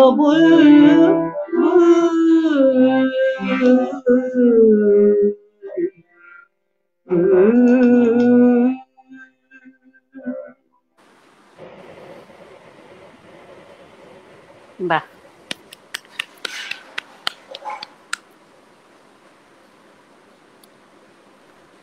খুব ভালো লাগলো আপা। আমরা মুগ্ধ হয়ে শুনলাম আপনার গান। এটাই মানে মুগ্ধতার যে একটি বলা যায় যে অনেক বেশি মুগ্ধতা, মানে যেটা মানে বলা যায় না যে একটি নান্দনিক সৌন্দর্য, সেই জিনিসটি আমরা পাই আপার গানের ভিতরে।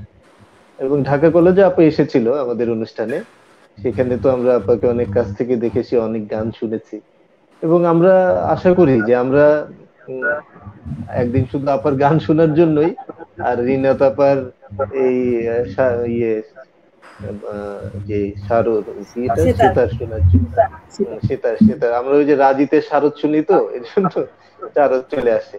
তো সেতার শোনার জন্য আর আপার গান শোনার জন্য আমরা আলাদা আলাদা আসর করবো, দুজনকে একসাথে নিলে বসলেও হবে না, মানে এত এই দুইটা গান শুনে আমরা তখন মুগ্ধ হবো না, আরো অনেক আমরা শুনতে চাইবো নিশ্চয়ই। রাজিদের শারদের প্রসঙ্গে ভালো শ্রোতা, কত ভালো শ্রোতা এরা, ভালো শ্রোতা। হ্যাঁ, অনেক রাজিদের শারদের প্রসঙ্গে একটু বলছি যে রাজিদের সাথে কিন্তু আমার দুটো গান, নজরুলের দুটো গান যুগলবন্দি হয়েছে, আপা হয়তো শুনেননি। রিনা তাপা, হ্যাঁ রিনা তাপা শুনেছি। নজরুলের গানকে আপা শরৎ দিয়ে খুব সুন্দর করে যুগলবন্দি কিন্তু রাজিদ করেছে। দুটো গান করেছি আমরা, নামিটিতে আসা ভাঙিল খেলা আর মৃত্যু নাই দুঃখ নাই।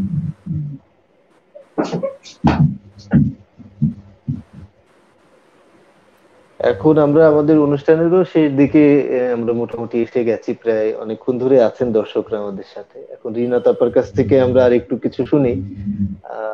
আপার গানটা যদি আমরা শুনি, যে তাহেরা যেটা বললো, অথবা আপা যদি আরেকবার একটু ছোট্ট করে বাজিয়ে শোনান, তারপরে আমরা আমাদের অনুষ্ঠানটি শেষ করব। আপনারা শোনানো যাবে গানটা, কি মনে হয় তাহেরা প্লে করবে বোধহয়, না? আমি দেখেছি তারপর এটা গেয়েছিল আপনার যে শুরু করেছিল, তাই না? প্রার্থনা সঙ্গীত। হ্যাঁ, এই যে করোনার প্রতিযোগের সময় আমি প্রার্থনা সঙ্গীত যেটা ছিল। হ্যাঁ হ্যাঁ, এটা কিন্তু শোনাতে আছে গানটা, মানে লিরিক্স কি সামনে আছে, তাও যাবে, শোনানো যাবে, নাহলে আমরা একটু আবার লাইভ শুনবো আপনার।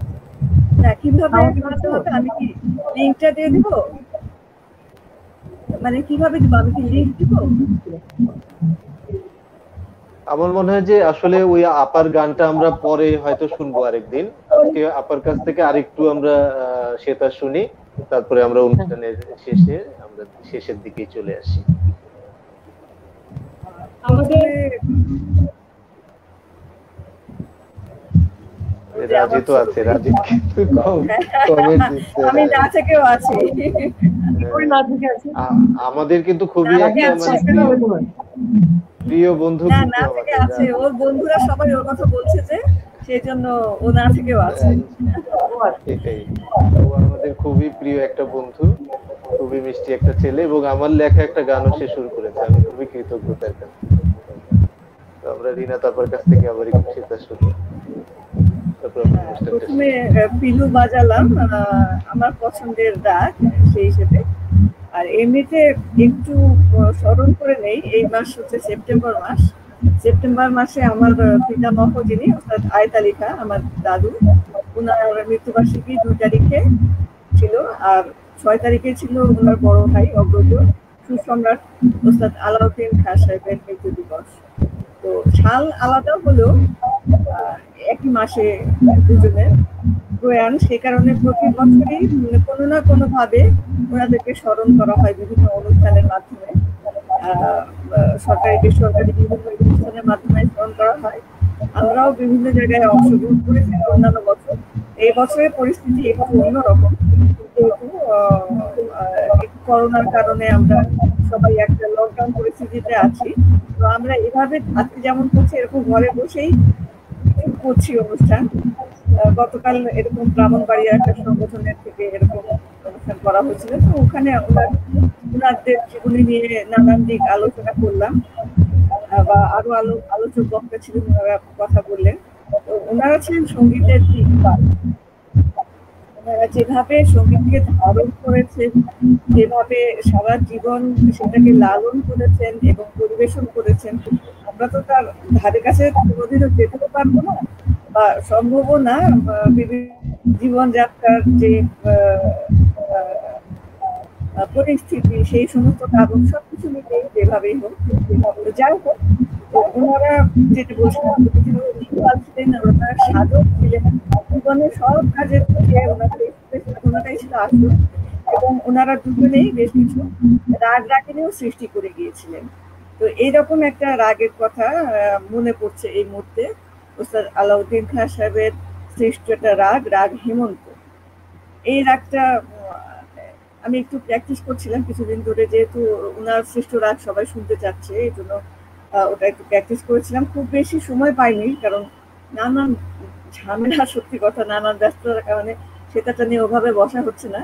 তবু এই রাগ হেমন্ত এটা একটুখানি আমি একটু বাজিয়ে শোনাবো।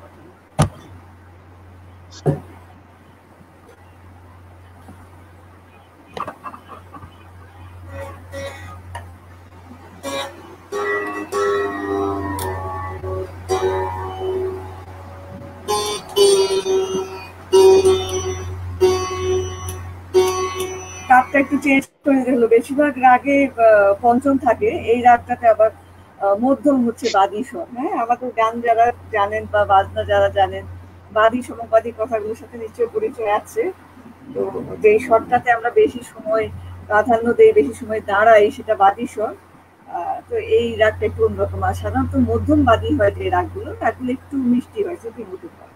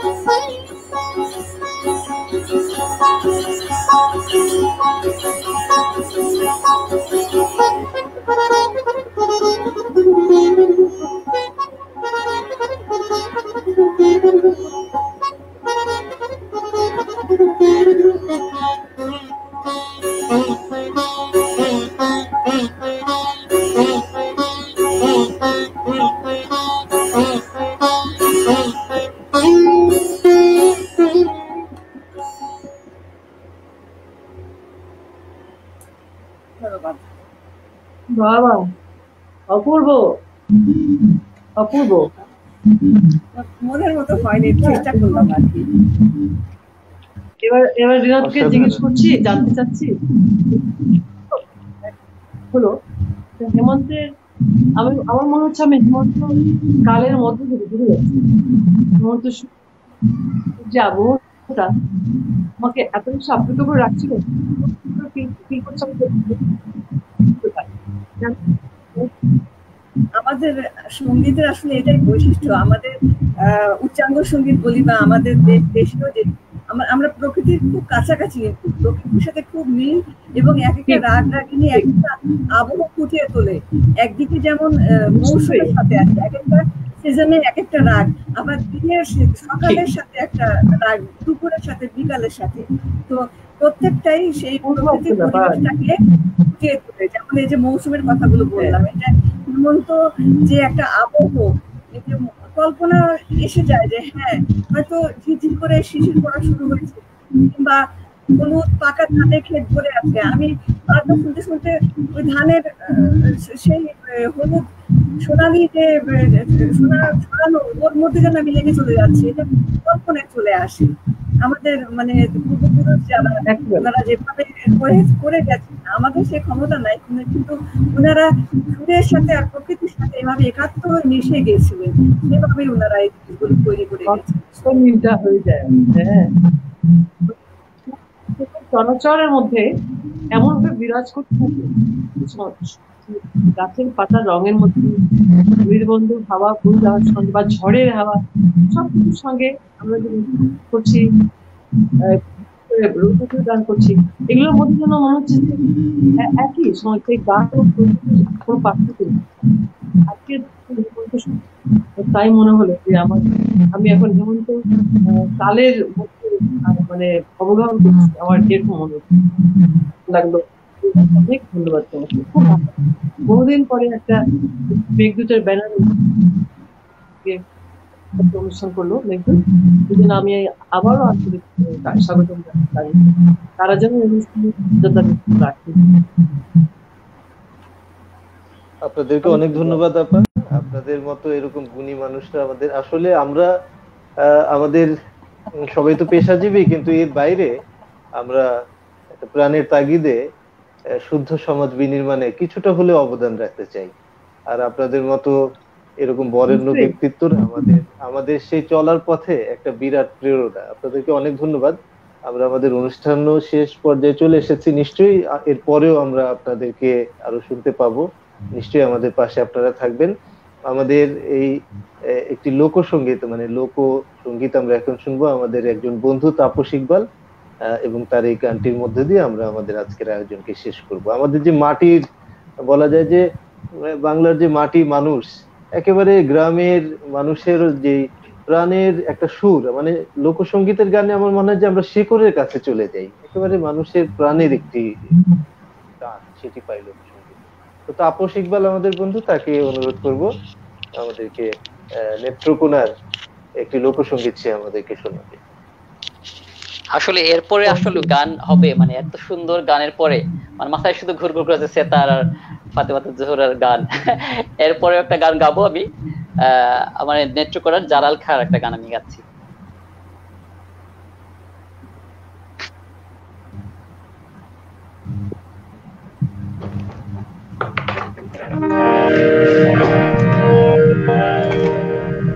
আমায় এত দুঃখ দিলি বন্ধু রে বন্ধু, আমি তোর পিরিতের দেওয়ানা রে দেওয়ানা, মন জানে আর কেউ জানে না, আমার মন জানে আর কেউ জানে না, আমি তোর পিরিতের দেওয়ানা, মন জানে আর কেউ জানে না। আমায় এত দুঃখ দিলি বন্ধু রে বন্ধু, আমি তোর পিরিতের দেওয়ানা রে দেওয়ানা, মন জানে আর কেউ জানে না। প্রাণ বন্ধু রে তোমাকে পাইব ভরে ইহা জনম যায় বিফলে মায়া ফাঁসি লইয়া গলায় ঘটলো কি যন্ত্রণা প্রাণ বন্ধু রে তোমাকে মানিব বলে ইহ জনম যায় বিফলে মায়া ফাঁসি লইয়া গলায় ঘটলো কি যন্ত্রণা তোমার কলিজা হইয়াছে ছিদ্র রে বন্ধু কলিজা হইয়াছে ছিদ্র ধরল ঘুমে সারগুনারে সারগুনারে মন জানে আর কেউ জানে না আমার মন জানে আর কেউ জানে না আমি তোর পীড়িতের দেওয়ানা মন জানে আর কেউ জানে না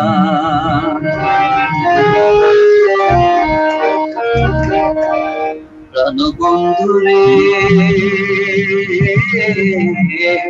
যেমন কাষ্টে লোহায় পীড়িত করে নৌকাটি সাজাইয়া করে দুয়ে মিলে যুক্তি করে শুকনাতে থাকে না যেমন কাষ্টে লোহায় পীড়িত করে নৌকাটি সাজাইয়া করে দুয়ে মিলে যুক্তি করে শুকনাতে থাকে না প্রাণ বন্ধুরে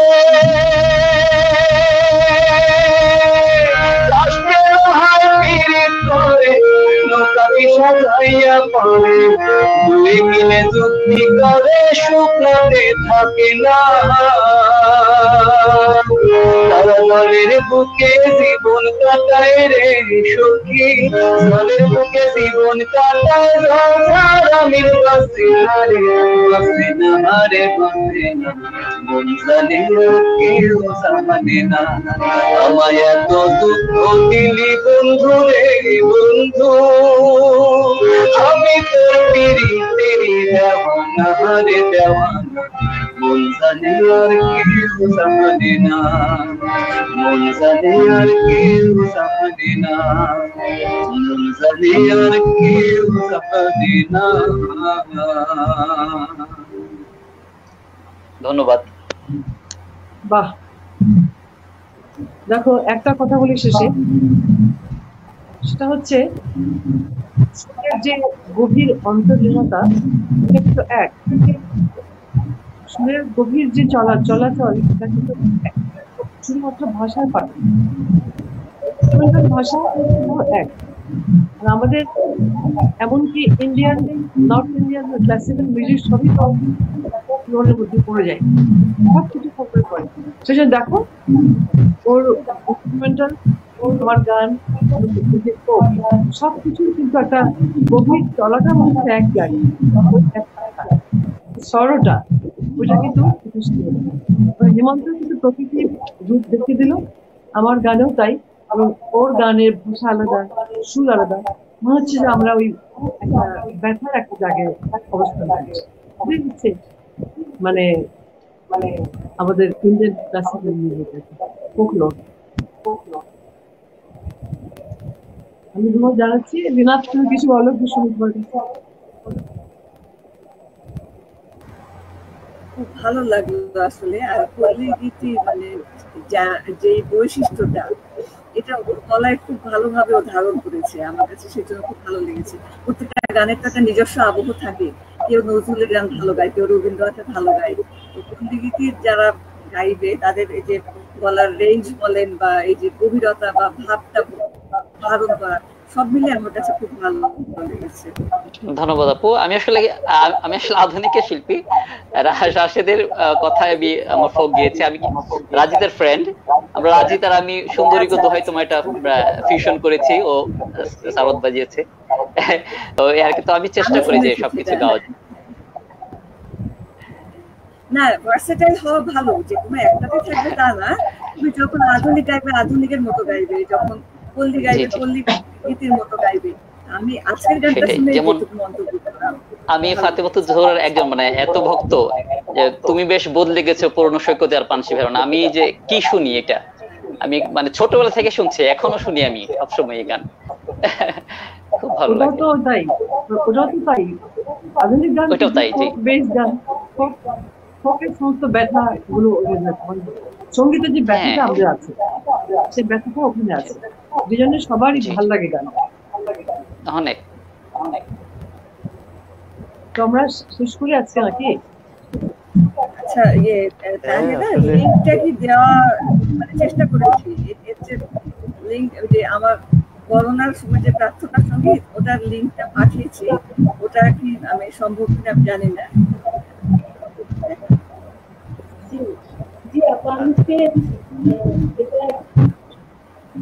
এই গানটি নিশ্চয়ই আমরা আমাদের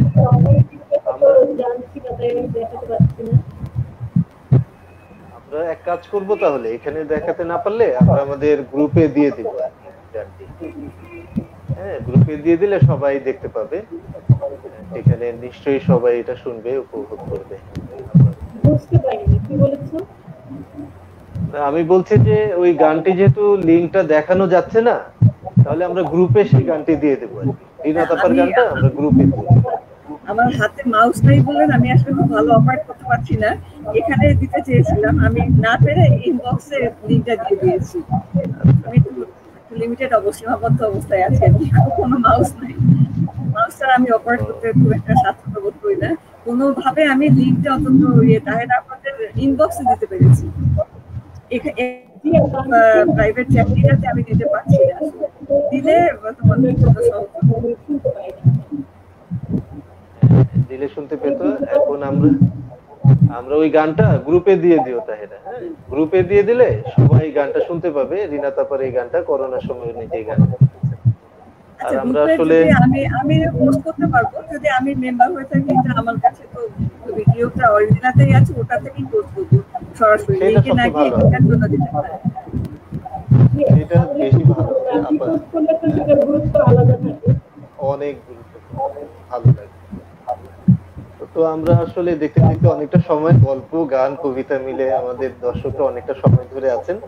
আমরা আসলে শুদ্ধ সংস্কৃতির চর্চায় এগিয়ে চলতে চাই মেঘদূত, আপনাদের কাছে আশীর্বাদ চাই। আমরা আমাদের সংস্কৃতিকে ছড়িয়ে দিতে চাই। আপনাদের মতো গুণী শিল্পীরা যেমন আমাদের পাশে থাকবে, আপনাদের স্পর্শে আমরা যেমন আলোকিত হব, তেমনি নবীন শিল্পীরা আছে, তারাও আপনাদের আশীর্বাদে আপনাদের আলোয় আলোকিত হবে। আমরা সবাই মিলে আমাদের এই দেশটিকে সুন্দর, সুখী, সমৃদ্ধিশালী একটি বাংলাদেশ হিসেবে গড়ে তুলব। জাতির পিতা বঙ্গবন্ধু শেখ মুজিবুর রহমান যে স্বপ্ন দেখেছিলেন সুখী, সমৃদ্ধিশালী সোনার বাংলা, সেই বাংলা বিনির্মাণে আমরা প্রত্যয়ী হব। এই প্রত্যাশা ব্যক্ত করে আমাদের সাথে যারা দর্শকরা ছিলেন তাদের সবাইকে অনেক শুভেচ্ছা জানিয়ে, আমাদের বরেণ্য অতিথি যারা ছিলেন আপনাদেরকে অনেক কৃতজ্ঞতা জানিয়ে আজকের আয়োজন এখানে শেষ করছি। শুভরাত্রি। সবাইকে ধন্যবাদ। সালাম। সালাম। সালাম।